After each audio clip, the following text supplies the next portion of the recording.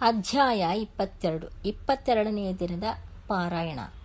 ದತ್ತಾತ್ರೇಯನಿಂದ ಕಾರ್ತವೀರ್ಯಾರ್ಜುನನಿಗೆ ಉಪದೇಶ. ದತ್ತಾತ್ರೇಯನು ಬ್ರಹ್ಮ, ವಿಷ್ಣು, ಮಹೇಶ್ವರರ ಅಂಶದಿಂದ ಜನಿಸಿದವನು. ಆತ ಕೂಡ ಲೋಕ ಕಲ್ಯಾಣಕ್ಕಾಗಿ ಘನಕಾರ್ಯಗಳನ್ನು ಮಾಡಿರುವವನು. ತ್ರಿಮೂರ್ತಿಗಳು ದತ್ತಾತ್ರೇಯ ರೂಪದಲ್ಲಿ ಜನಿಸಿದ್ದಾರೆ. ದತ್ತಾತ್ರೇಯನ ಕಾಲದಲ್ಲಿ ಕಾರ್ತವೀರ್ಯಾರ್ಜುನ ಎಂಬ ಕ್ಷತ್ರಿಯ ವೀರನು ಮಾಹಿಷ್ಮತಿ ಎಂಬ ನಗರವನ್ನು ರಾಜಧಾನಿಯನ್ನಾಗಿ ಮಾಡಿಕೊಂಡು ರಾಜ್ಯವಾಳುತ್ತಿದ್ದನು. ಆತನಿಗೆ ಗುರುವರಿಯರು ದತ್ತಾತ್ರೇಯರು. ಒಂದು ದಿನ ಕಾರ್ತವೀರ್ಯಾರ್ಜುನನು ದತ್ತಾತ್ರೇಯರ ಆಶ್ರಮಕ್ಕೆ ಹೋಗಿ ಭಕ್ತಿ ಭಾವಗಳಿಂದ ನಮಸ್ಕರಿಸಿ, ಗುರುಗಳೇ, ನಿಮ್ಮ ಅನುಗ್ರಹದಿಂದ ಅನೇಕ ವಿಷಯಗಳನ್ನು ತಿಳಿದುಕೊಂಡಿರುವೆ. ಆದರೆ ಮಾಘ ಮಾಸದ ಮಹಿಮೆಯನ್ನು ಕೇಳಿರಲಿಲ್ಲ. ಮಾಘ ಮಾಸದ ವಿಶಿಷ್ಟತೆ ಕುರಿತು ಹಾಗೂ ಮಾಘ ಮಾಸದ ಫಲವನ್ನು ಕುರಿತು ನನಗೆ ವಿವರಿಸಬೇಕು ಎಂದು ಕೇಳಿಕೊಳ್ಳುತ್ತೇನೆ ಎಂದು ದತ್ತಾತ್ರೇಯನನ್ನು ಕೋರಿದನು. ದತ್ತಾತ್ರೇಯನು ಕಾರ್ತವೀರ್ಯಾರ್ಜುನನ ಕೋರಿಕೆಯನ್ನು ಮನ್ನಿಸಿ ಈ ವಿಧವಾಗಿ ವಿವರಿಸತೊಡಗಿದನು.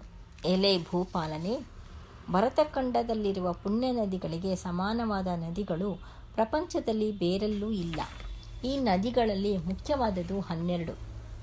ಆದ್ದರಿಂದಲೇ ಇವುಗಳಿಗೆ ಪುಷ್ಕರ ಪ್ರವೇಶ ಉಂಟಾಗಿದೆ. ಬೃಹಸ್ಪತಿಯ ಒಂದೊಂದು ಸಂವತ್ಸರವೂ ಒಂದೊಂದು ರಾಶಿಯಲ್ಲಿರುವಾಗ ಆಯಾ ನದಿಗಳಿಗೆ ಪುಷ್ಕರ ಪ್ರಾರಂಭವಾಗುತ್ತದೆ. ಆದ್ದರಿಂದ ಅಂತಹ ನದಿಗಳಲ್ಲಿ ಸ್ನಾನ ಮಾಡಿ ದಾನ ಧರ್ಮಗಳನ್ನು ಆಚರಿಸಿದರೆ ಆದ್ದರಿಂದ ಉಂಟಾಗುವ ಫಲ ವರ್ಣಿಸುವುದಕ್ಕೆ ನನ್ನಿಂದಲೂ ಕೂಡ ಸಾಧ್ಯವಿಲ್ಲ.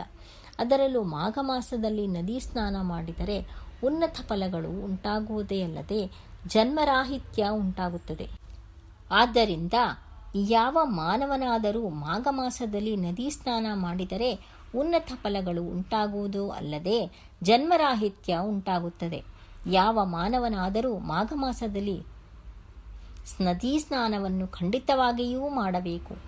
ಹಾಗೆ ಮಾಡದಿದ್ದರೆ ಆ ಮನುಷ್ಯನು ಜನ್ಮ ಜನ್ಮಗಳಲ್ಲೂ ತಾನು ಗಳಿಸಿಕೊಂಡ ಪಾಪ ಫಲವನ್ನು ಅನುಭವಿಸದೆ ತಪ್ಪಿದ್ದಲ್ಲ. ಮಾಘ ಮಾಸದಲ್ಲಿ ಸೂರ್ಯನು ಮಕರ ರಾಶಿಯಲ್ಲಿರುವಾಗ ಮಾಘ ಸ್ನಾನ ಮಾಡಬೇಕು. ಒಬ್ಬ ಸದ್ಬ್ರಾಹ್ಮಣನಿಗೆ ದಾನ ಧರ್ಮಗಳನ್ನು ಮಾಡಿದರೆ ಪಂಚ ಮಹಾಪಾತಕಗಳನ್ನು ಮಾಡಿದವನಾದರೂ ಮುಕ್ತಿಯನ್ನು ಹೊಂದಬಲ್ಲ ಎಂದು ದತ್ತಾತ್ರೇಯನು ಕಾರ್ತವೀರ್ಯಾರ್ಜುನನಿಗೆ ವಿವರಿಸಿ ಮತ್ತೆ ಇನ್ನೂ ಈ ರೀತಿಯಾಗಿ ಹೇಳತೊಡಗಿದನು. ಪೂರ್ವಕಾಲದಲ್ಲಿ ಗಂಗಾ ನದಿ ತೀರದ ಉತ್ತರ ಭಾಗದಲ್ಲಿ ಭಾಗ್ಯಪುರ ಎಂಬ ಪಟ್ಟಣವಿತ್ತು. ಅಲ್ಲಿ ವಾಸ ಮಾಡುವ ಜನರು ಕುಬೇರರಂತಿದ್ದರು. ಆ ನಗರದಲ್ಲಿ ಹೇಮಾಂಬ ಎಂಬ ಶ್ರೀಮಂತನಿದ್ದಾನೆ. ಆತನು ಬಂಗಾರದ ಒಡವೆಗಳು, ನಾಣ್ಯಗಳು ರಾಶಿಗಟ್ಟಲೆ ಉಳ್ಳವನು. ಕೆಲ ಕಾಲ ನಂತರ ಹೇಮಾಂಬರನು ಸತ್ತು ಹೋದನು. ತಂದೆ ಮರಣಿಸಿದ ನಂತರ ಆತನ ಮಕ್ಕಳಿಬ್ಬರು ತಂದೆಯ ಆಸ್ತಿಯನ್ನು ಭಾಗ ಮಾಡಿಕೊಂಡು ಹಂಚಿಕೊಂಡರು. ಇಷ್ಟ ಬಂದಂತೆ ಹಾಳು ಮಾಡುತ್ತಿದ್ದರು. ಒಂದು ದಿನ ಹಿರಿಯ ಮಗ ದೈವವಶದಿಂದ ಕಾಡಿನಲ್ಲಿ ದೊಡ್ಡ ಹುಲಿಯ ಬಾಯಿಗೆ ಸಿಕ್ಕಿ ಮರಣಿಸಿದನು. ಕಿರಿಯ ಮಗ ಉದ್ಯಾನವನದಲ್ಲಿ ವಿಹರಿಸುತ್ತಿದ್ದಾಗ ಕರ್ಮವಶಾತ್ ಹಾವು ಕಡಿತದಿಂದ ನೊರೆ ಕಕ್ಕುತ್ತಾ ಮರಣಿಸಿದನು. ಆ ರೀತಿಯಾಗಿ ಹೇಮಾಂಬರನ ಇಬ್ಬರು ಮಕ್ಕಳು ಮರಣಿಸಿದರು. ಯಮದೂತರು ಬಂದು ಅವರಿಬ್ಬರನ್ನು ಯಮಲೋಕಕ್ಕೆ ಕರೆದುಕೊಂಡು ಹೋದರು. ಚಿತ್ರಗುಪ್ತನು ಅವರ ಪಟ್ಟಿಯನ್ನು ನೋಡಿ ಹಿರಿಯರನ್ನು ನರಕಕ್ಕೆ, ಕಿರಿಯನನ್ನು ಸ್ವರ್ಗಕ್ಕೆ ಕಳಿಸಲು ಹೇಳಿದನು.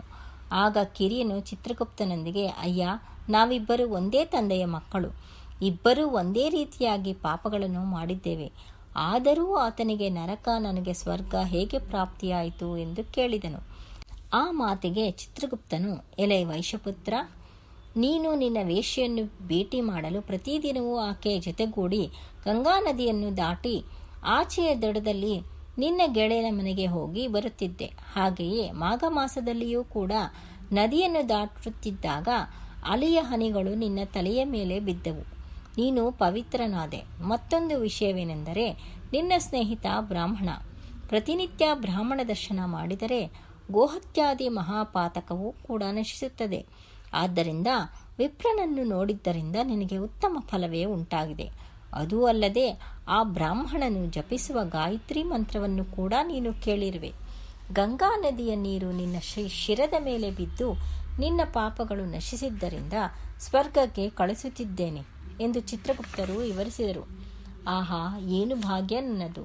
ಗಂಗಾ ಜಲವು ನನ್ನ ಮೇಲೆ ಬಿದ್ದ ಮಾತ್ರಕ್ಕೆ ನನಗಿಂತ ಮೋಕ್ಷ ಉಂಟಾಯಿತೆ ಎಂದು ವೈಶ್ಯಪುತ್ರನು ಸಂತೋಷಗೊಂಡು ದೇವದೂತರೊಂದಿಗೆ ಸ್ವರ್ಗಲೋಕಕ್ಕೆ ಹೊರಟು ಹೋದನು ಎಂಬಲ್ಲಿಗೆ 22ನೇ ಅಧ್ಯಾಯವು ಸಮಾಪ್ತವು.